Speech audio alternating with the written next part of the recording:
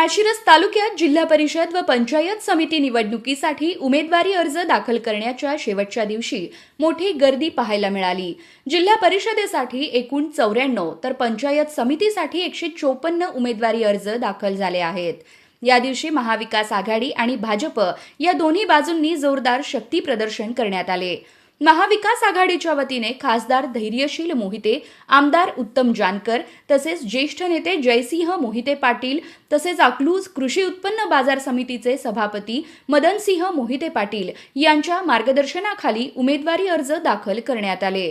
दुसरीकडे भाजपच्या वतीने माळशिरसचे माजी आमदार राम सातपुते यांच्या नेतृत्वाखाली उमेदवारांनी अर्ज भरले।